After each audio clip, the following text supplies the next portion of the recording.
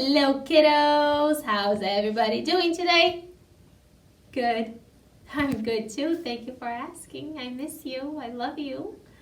And we have a brand new story to learn today. So last time we started talking about how Mary showed her love for Jesus, and we learned that she lived in Bethany with her sister Martha and her brother Lazarus, and that whenever Jesus came by Bethany, that's where he would stay. He would stay at their house because they were good friends.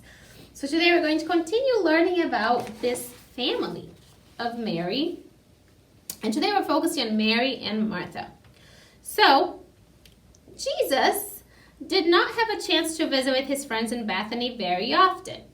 And so you can imagine how excited Mary and Martha were whenever Jesus arrived to rest and eat and enjoy friendship with them.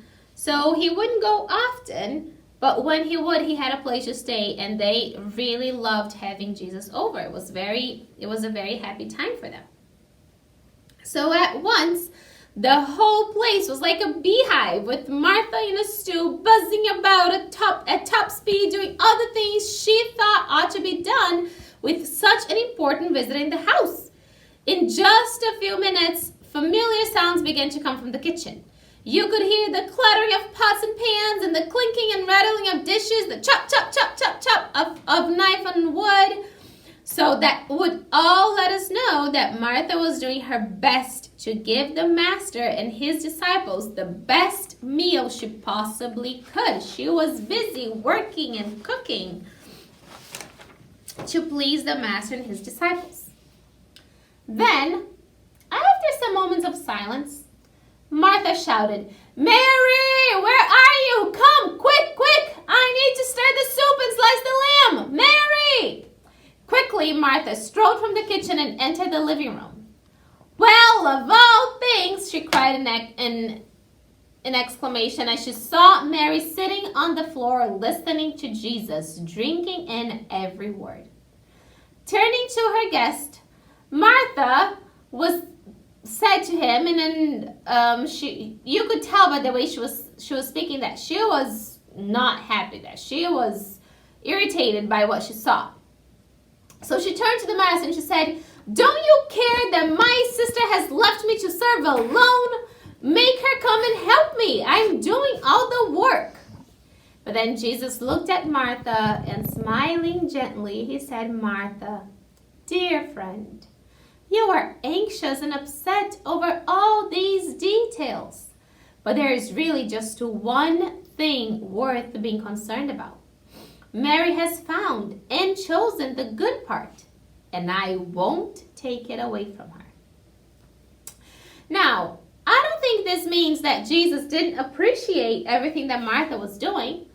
He didn't blame her for serving or for wanting him to have a well-cooked and tasty meal.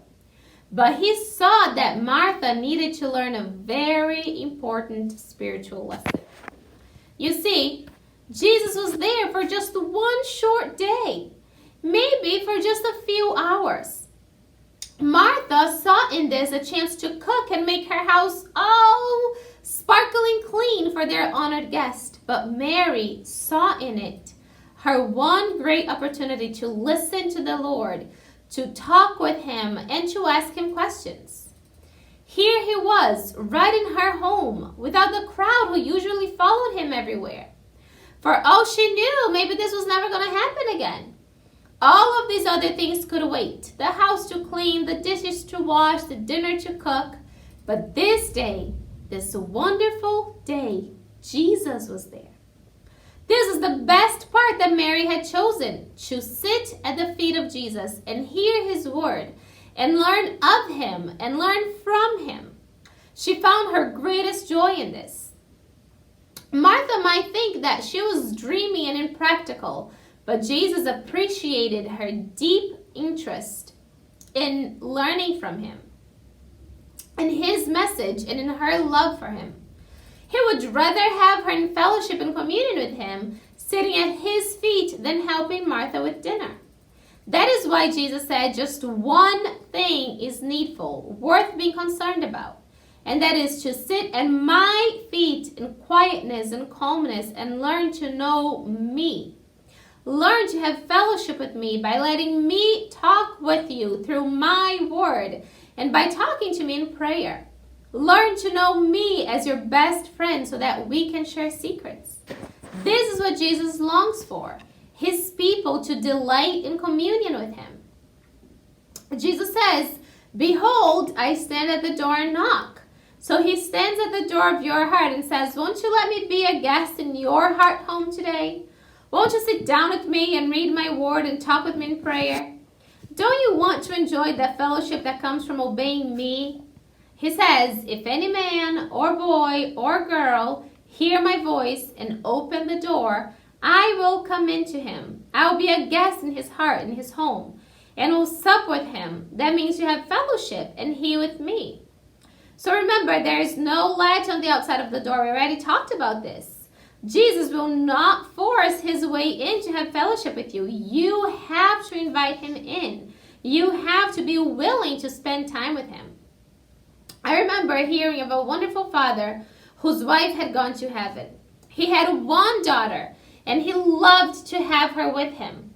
But since he had to work all day, they could only have their evenings together. He would come in from work, and after dinner, they would spend several hours together, reading to each other, listening to good music, or just talking. He found his greatest comfort and enjoyment in the company of his precious daughter. It was getting near Christmas, and his daughter said to him one evening, "Please excuse me tonight, Father. I have something I should do in my room." And for several weeks, it was the same thing, much to his disappointment. He was lonely, and he missed her company terribly. But he did not like to pry and ask her what she was doing that made her leave him alone. So then finally, on Christmas morning, she came into the room calling, "Merry Christmas, Dad!" And she handed him a pair of slippers that she had made for him. And this was what she was working on all those weeks. After he thanked her, he hugged her and said, "My dear, I would much rather have had you with me all those lonely evenings than to have these pair of slippers, beautiful as comfortable as they are." So I think our Lord is saying to us, I had so many wonderful things to share with you, but I couldn't get your attention. So we need to learn more and more the blessedness and importance of communion with him. So let us follow Mary's example and choose the best part, the part that no one can take away from us.